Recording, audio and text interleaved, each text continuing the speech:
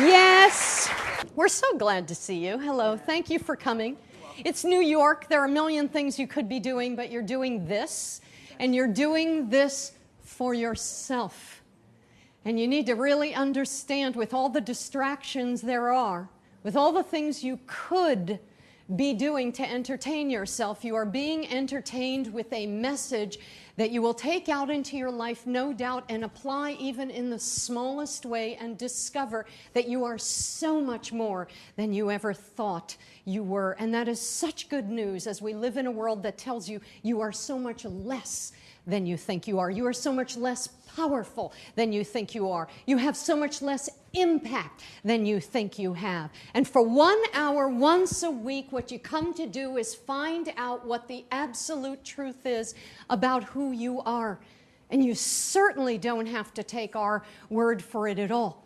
You walk out of this room and you put it into practice in your life, and you discover if indeed it absolutely is true for you. It doesn't matter if it's true for us. It really doesn't matter. What matters is that it's true for you, and the only way you find that out is by experimenting with the truth yourself. When you find a truth that's true for you, hold tight and cherish it. If you find one that isn't, let it go. It's not yours. So let me start with a story. I love to always tell you a story.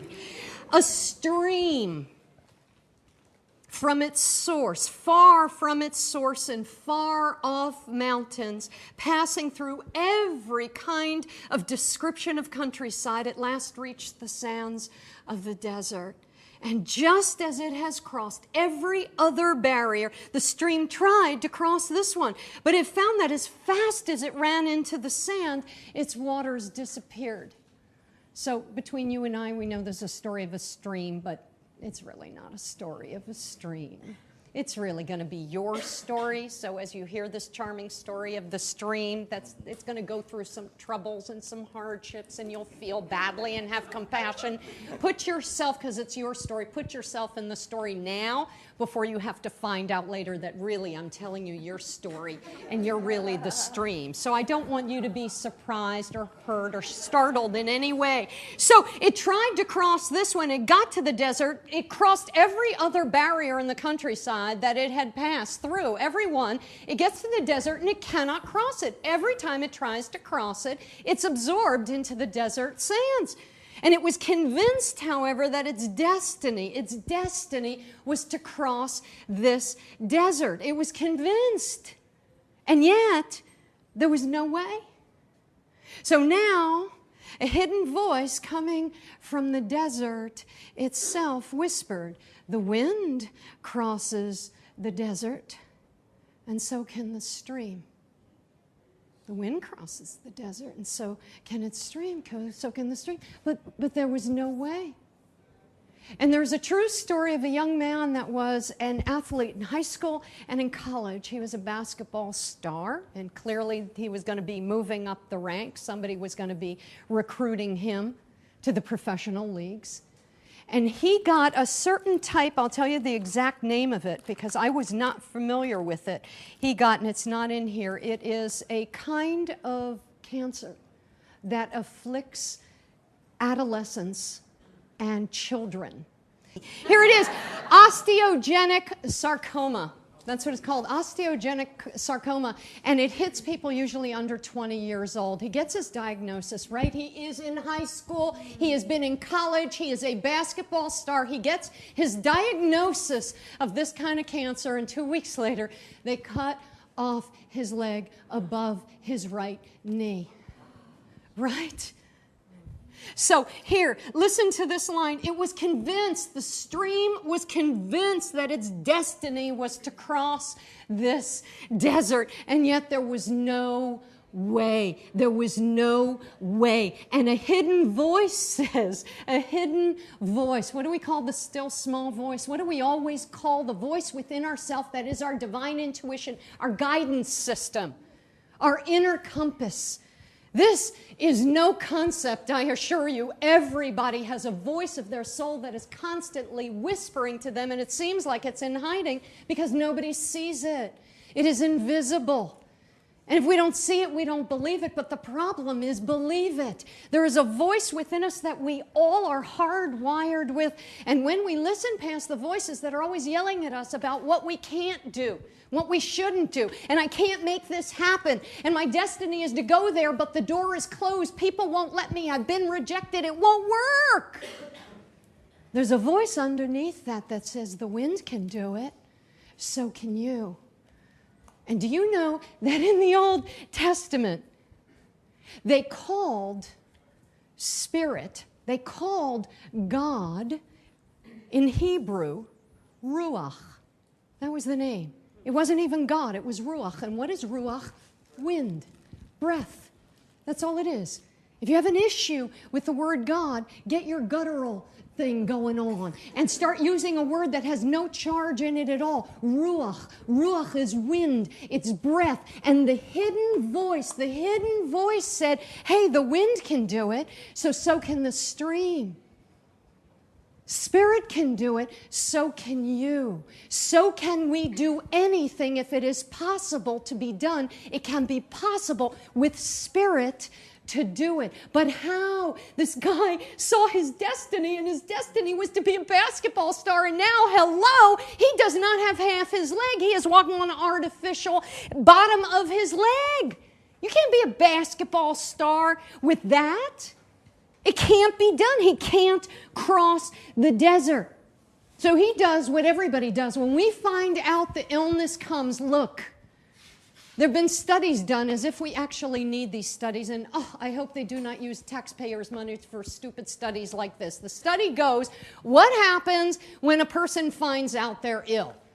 I'll tell you what happened. Give me the money that you pay millions of taxpayer dollars to find out what happened. You get angry.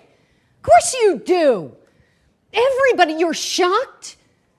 And then you get angry that your life as you know it is changed right now, right this minute. Of course you do. And he got angry. And there's nothing wrong with anger. The problem with anger is only when we make anger a way of life. That's a problem. But if we let ourselves have our response, which is things are changing, I'm not ready for things to change, I'm angry, they're changing, and it's like nobody asked me.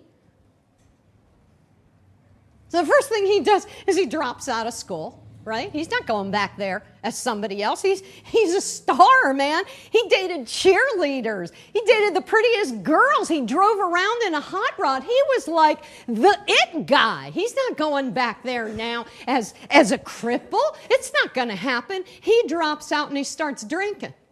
And he starts doing drugs. And he starts crashing his car because he puts the drinking, the drugs together with his car, and he has 2 accidents. By the second accident, the coach said, you got to go get some help, man. You got to get some help. You cannot do this alone, right? We cannot do this alone. The stream cannot get across the desert alone. It can't. It doesn't see how it is possible. And by the way, it's not possible without the Ruach. The spirit, the wind, right? It's not possible. We keep thinking we should be able to do it by ourselves, but we forget the most important element, the most important part of the formula, that with God, the saying goes, with God, all things are possible. With life, all things are possible. With spirit, all things are possible. And please do not let the word God just mess you all up so that you can't even think about an energy, a life force greater than yourself that dwells within you, as you, moves through you as you. It's in you and it's beyond you. Let yourself have that. Don't throw out the baby with the bathwater. You do that and then you're the stream looking at the desert. Your water's absorbed. The minute you take a step, you see it can't be done. And you know what? I'm out of here. I give up. And that drinking, that drugging, oh man, that becomes a way of life. That anger, well, that becomes a way of life. Because I can't get to where I need to be. It's over. Every story, every fairy tale, every one of our stories, every story en route to our destiny, it's the same story. We know we're supposed to be over there on the other side of the desert, and we don't know how to do it. And we think if only all the doors opened and it was easy to get there, we would get there. That's not how the story is written ever, for the stream or for us. We reach a point that we cannot go a step further. Doors are closing. He had cancer. It took off the part of his body that he could not reach his destiny with. So he ends up going to this therapist, very famous psychologist and a doctor who herself, growing up, had a terrible illness which landed her in the hospital. So she understood. And she meets this guy and she calls him. Rachel Naomi Remen is the doctor and the psychologist, and she says, this was the angriest guy by far that I had ever met. She doesn't have trouble with anger, but she could see that his anger was a wall. So what she did, so good, she put down a sheet of paper in front of him, moved over a box of crayons and said, draw me where you are. Draw me a picture of where you are. So he draws her a picture of a vase. But not like a pretty vase or like an outline of a vase, a crude little outline of a vase. He spends a second on that. And then he takes the black crayon and he draws down the center of the vase a big, fat, black crack. He doesn't just draw it once. He draws it over and over. When he gets to the bottom, he takes his crayon and does it over and over. And he's gritting his teeth and he's making that crack, and the crayon's ripping the piece of paper. And this is clearly his picture of his life. You know it is. This is his pain. She's seeing it in the picture and in him drawing this picture. This is his pain, and this is the finality of his cancer. His life is over. It is finished. This vase can't hold water. This vase can't function. This vase is good for nothing. That's him. That's him talking about him in a simple, single picture. He is that angry. And so they have sessions together. So the stream objects. As it was dashing itself against the sand, because that's what we do when we can't get to the other side. We just start forcing. We just start pushing. We just start thinking, I better work harder. I better push harder. I better make something happen. I better talk to these people and tell them to let me in. I better bang on the closed doors harder. You know, when we can't get to where we need to be, we get pretty angry about it. Not just when we're ill and when we can't get to the other side. The stream objected that it was dashing itself against the sand, only getting absorbed.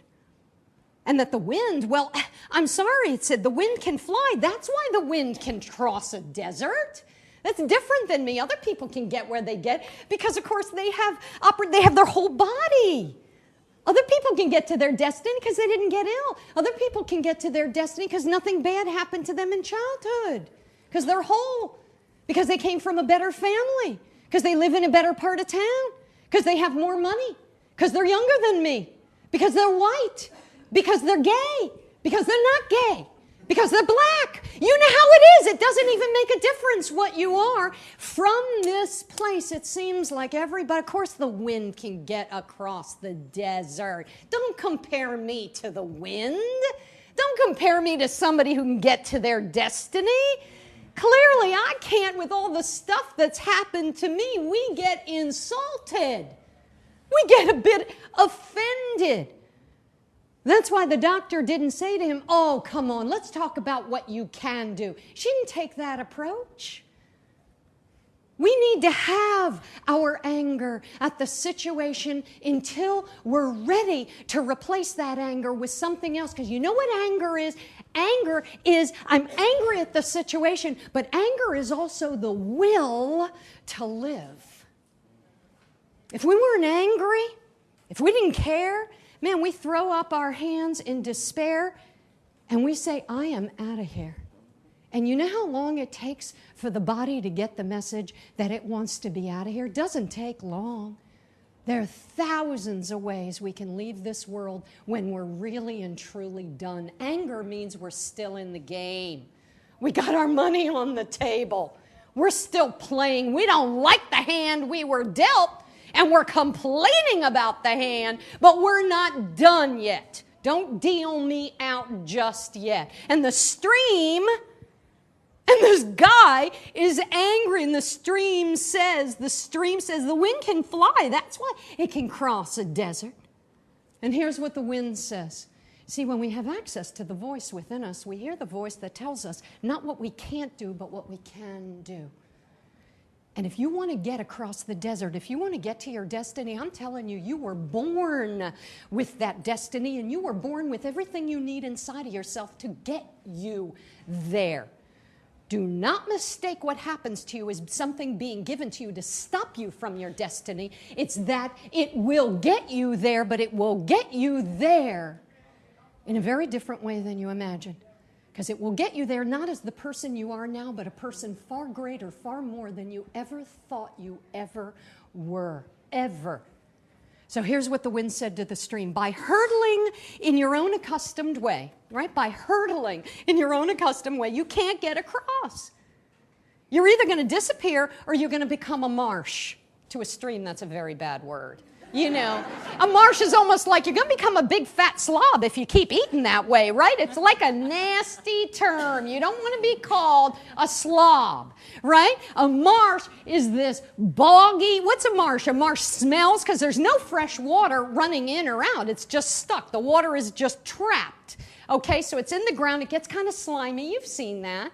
It gets kind of slimy. It gets kind of green. If it's on somebody's property in a nice neighborhood, they put in a nice gardening system so a spring comes up and it moves the water, and suddenly all that slimy, smelly stuff is gone, and now it's a fountain, right? And it's up the value of the house. But really what it is, if you don't put anything electrical in the ground, you got a marsh. You got a marsh. You're going to end up, it says you cannot get across. You're either going to disappear or you're going to end up a marsh. You must allow the wind to carry you over to get to your destination. You must allow the wind to carry you over to get to your destination. You must, and hear this, write it down. You must allow the wind, because it's the only way you're going to get there. You must allow the wind. And we think, it's an option. It's not an option. See, the point of these teachings are what is optional and what is not optional. It is not optional to not let the wind help you, because if you don't let the wind help you, you're going to end up a marsh, a big, fat, stinky marsh, right? And people won't say it to your face, but when you come at them, they're going to take a couple steps back from you, you know, because it doesn't smell good and it doesn't look good, and a marsh is just soggy. There's nothing alive in it. It's not fresh. There's nothing new. It's old and it's stale. We must allow the wind to come through. So what does he start doing? Something starts moving. Something starts moving. See, we think we have our anger, or we're spiritual people. We shouldn't have our anger. When we're angry, have your anger. I put up on my Facebook page a picture of my boxing bag, a horrible picture, but I'm a horrible photographer, but you could tell it was a boxing bag. And I said, save thousands in therapy bills, right? Because on this bag, I have spilled all my anger, so it did not have to spill on the pages of my life. I spilled it on the bag. He spilled his anger in therapy. And he let it out, which is fabulous, which is what we need to do. And we talked about that. When things move, there's life. There's life. A marsh, nothing is moving in, nothing is moving out. Nothing moves. Nothing moves. And we think we're safe when nothing moves. And I'm telling you, things get stinky when nothing moves. First of all, our stories are the same stinky stories we tell for years on end because we don't have new material because nothing's moving. We haven't taken a step lest something bad happens. Right? He starts bringing into his therapy, this is what he starts doing. He starts bringing her articles. And the articles are from the local newspapers first one's talking about a guy like himself, a young guy in a motorcycle accident, loses a leg. Right? So she reads the article he gives her and she looks up like, okay, I've read this article. He goes, can you believe those doctors, what they said? They don't know what they're talking about. They have no idea what they're talking about, how to help this guy. Next week, he brings in an article about a girl that was burned in a house fire. And the doctors and surgeons are talking locally about what they can do for her. He goes, they don't know what they're talking. They don't know what she needs. And article after article he starts bringing in, and he starts just ratting out the doctors and surgeons and the family members, saying they have no idea what they're talking about. They have no idea. They don't understand what she needs. There's nobody there to understand her. There's nobody there to help her. And all this anger that he had at his situation is now being channeled at the doctors. And so what she says is, well, do you want to do something about it? He goes, no, I don't want to do anything about it. Why don't we want to do anything about it? Tell you why. Here, you must allow the wind to carry you onto your destination. And the stream says, but how? How could this happen? And the wind says, by allowing yourself to be absorbed in the wind. By allowing yourself to be absorbed in the wind. Well, this idea was not acceptable to the stream. Right? Have you ever heard an idea of what you need to do? It's just not acceptable. Stop drinking? Oh, I'm sorry. I don't think so. No, I'll try something else, but I'm not going to put down the drinking. But thank you for offering, and don't call me, I'll call you. Right? The idea was unacceptable. We're told what we need to do. You need to let yourself be absorbed in the wind. And what is this saying? In other words, it's a word that we hear constantly that just gives us the shivers when we hear it, and the word is surrender. It's the S word. And surrender means to let go and let the flow of life, the wind, the flow of life, move you to the next right place you need to be. We are not meant to move ourselves, to make ourselves move every step of the way. Otherwise, life is an uphill battle. It's so hard. The Tao Te Ching says something beautiful. It says this truth. It says, surrender brings perfection. And these aren't empty words, it says. These aren't empty words. Surrender is perfection. It's wholeness. It brings you to your completeness. When you let go, life can help you. That's what surrender means. It's this definition. When you let go, life can help you. That's the chant. Let me be in rhythm with the rhythm of life so life can help me. The wind can carry me where I need to go. Life can support me. It can take me somewhere. It says these aren't just empty words. It says surrender brings perfection, and perfection, meaning your completeness, your wholeness, brings the whole world. Right? We need to understand surrender is such an acutely important idea for us in the West who believe we must do every little last living thing all by our own self, pick our own ass by our own bootstraps. We got to do everything by ourselves. Well, the fact is, it is working against the flow of life. We become the stream hurtling itself in the direction of getting on Broadway, of opening a show, of becoming a mother, of finding a man, of doing what we want to do, of moving to another state, of beginning our dream, of being a doctor, or being a lawyer, being anything, being what we want to be. We let life move us in that direction. And finally, he came back one week and he said, yes, I would like to do something. I'd like to meet people who've been through what I've been through. I'd like to meet some young people. I think I can talk to them. I think I can reach them. She said, let me see if I can put that together, if it's even possible. She worked at a teaching hospital. Well, it was possible. You know, the minute we surrender, all doors are open. Have you noticed in the moments when you hit bottom and surrender, which is usually the only time we will surrender, is when we are on our knees and they've been scraped because we've been dragged. And finally we say, okay, help me. And in that moment, there are stories that I've heard that are unbelievable, and you probably have them. A minute later, a day later, that night, that second, the next day, that week, a door opens. That's how it works. It always works that way. Life, the wind, is always here to help you. That's its function. That's its job. You don't have to ask it. You have to let it. That's all. So she went to the authorities at the teaching hospital and said, can he, work with, and when the answer was yeah. But he's had this, yeah. Right? They didn't even, yes was the answer. Everybody was yes. Within a week, he was going in to the surgical ward.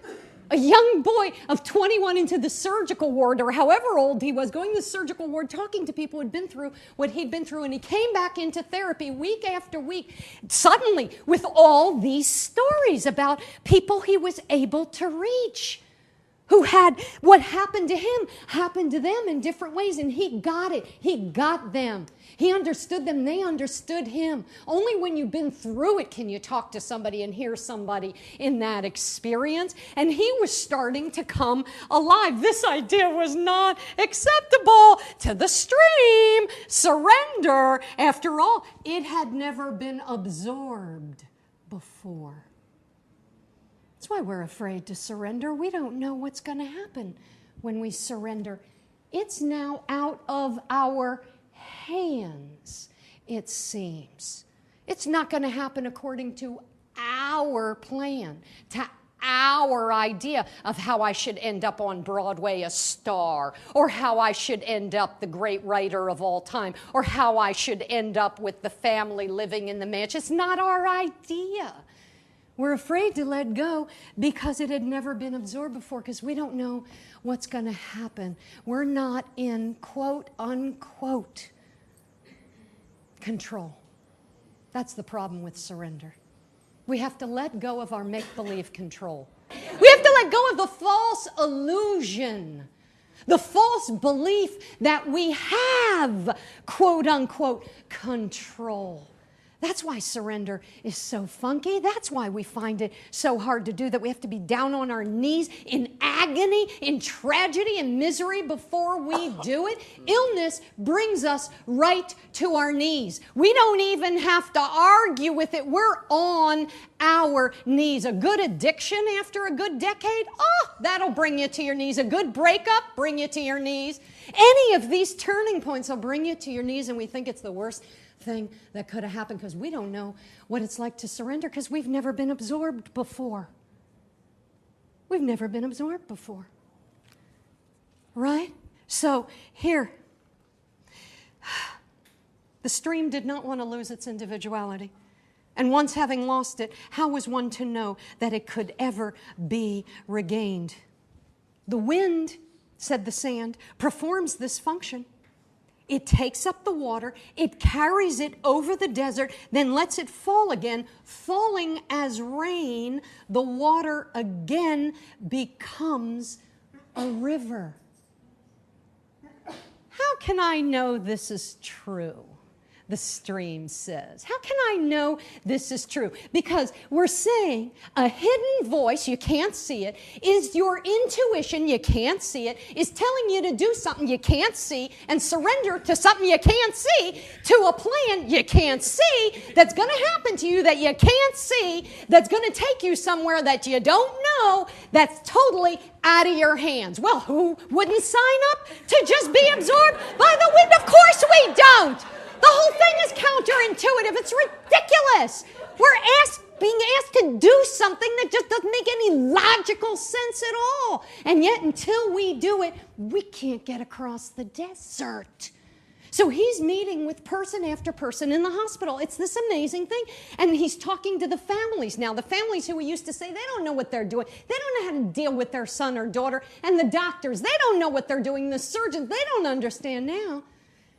He's not only talking to the victims of these incidents, quote unquote victims, he's now talking to the families. Now he's talking to the doctors, and the doctors are talking to him. Now the surgeons are talking to him, because many of the doctors and surgeons knew him as a high school basketball player, as a college basketball player. So everybody's talking to everybody, and his respect for the medical personnel starts changing dramatically. His respect for the families who don't know what to do, but he's helping them understand their own children, their own family members. Now everybody's talking, and he comes in with a certain respect, and he goes out,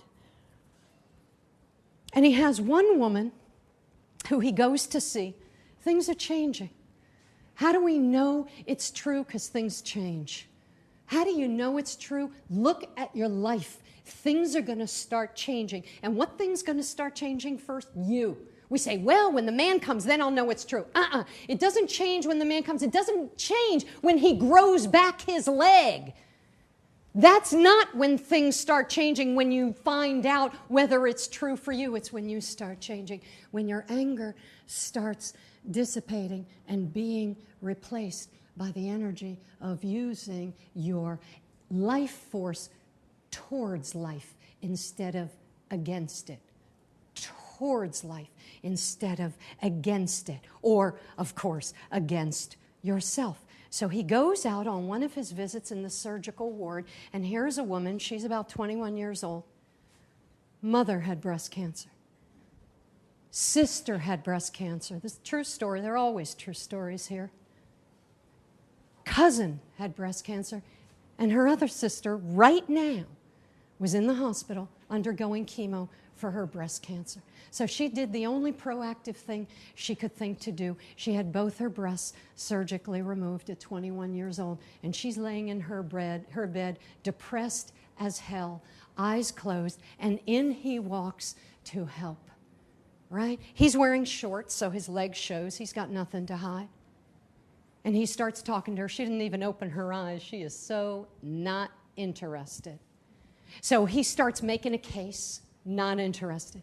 He starts joking around, not interested. He starts getting angry that she's not listening, not interested.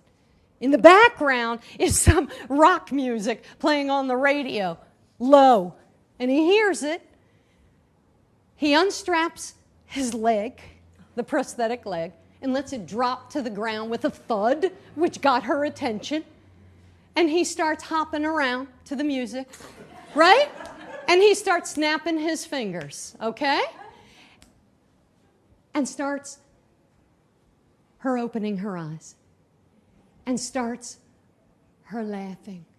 And starts her engaging. And she says, fella, this line, fella, if you can dance, then maybe I can sing. Right? How do I know that this is true? It is so. And if you do not believe it,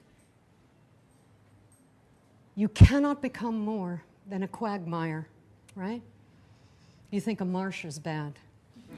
A quagmire is worse. You cannot become more than a quagmire, and even that could take many, many years, and it certainly is not the same thing as a stream. But can I not remain the same stream that I am today? Which is the question. Why can't we just be left alone to be the same stream we were today with both our legs? Why do we have to have an illness? Why do we have to have something like that happen? Why can't I be the same stream that I was? That is at the bottom of our anger. It is at the bottom of our self-pity. It is the bottom of every human being's question on this earth. Why? Even more than why me, why can't I stay the way I was? He has his last session with his therapist, right? And he comes and he talks to her, and he tells her the story of this woman and how they became friends and how she started going with him, and they were kind of like a team. They partnered up and they teamed up, and they went to all the people in the surgical ward in the teaching hospital to help them together. And eventually, they got married. And this wasn't like the kind of woman that he was used to. You know, the beautiful blonde cheerleaders and the big boobs and the perky, you know, the beauty little with all that stuff. Right? Not having been it, I can't really describe it well.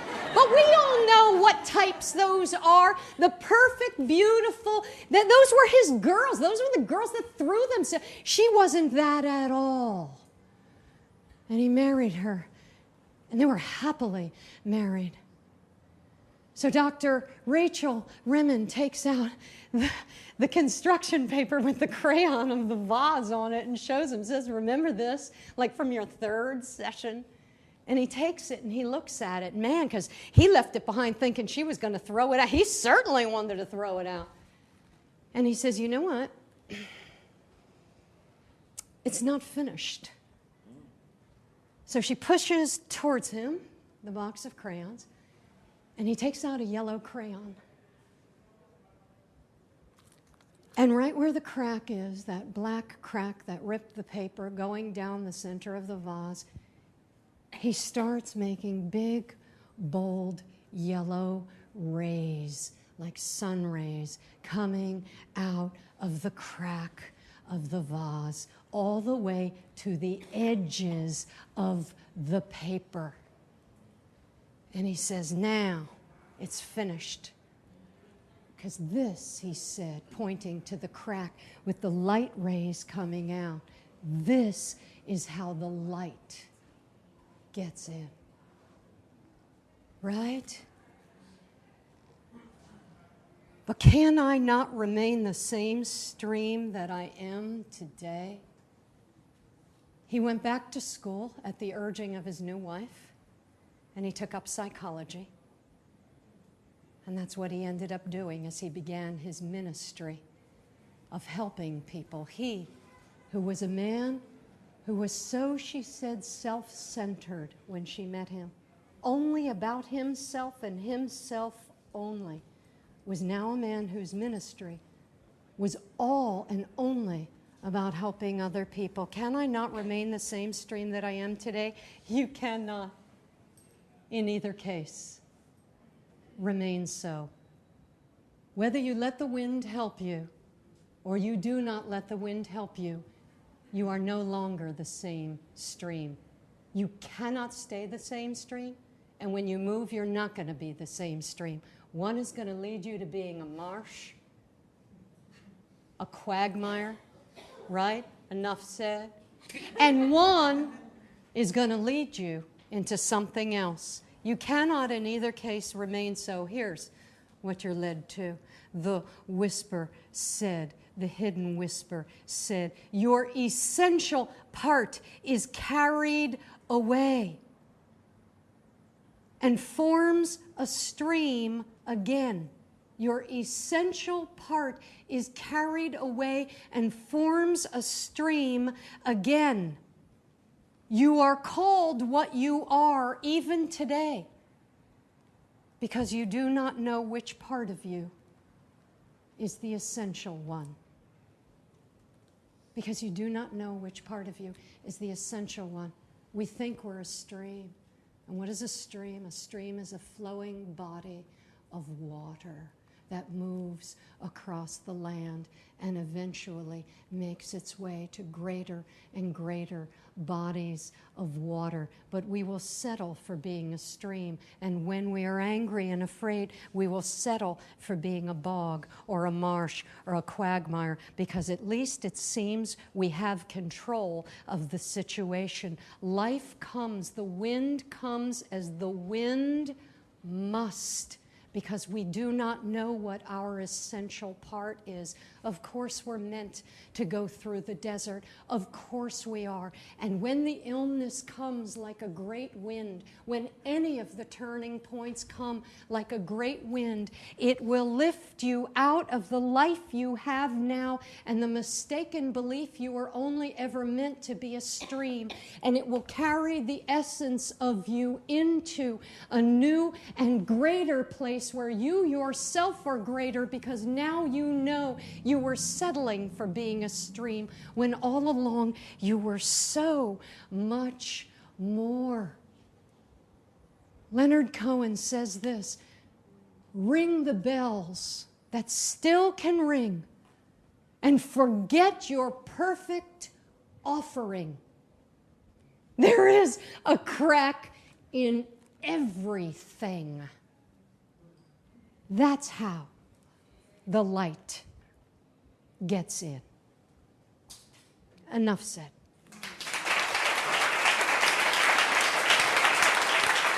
Thank you.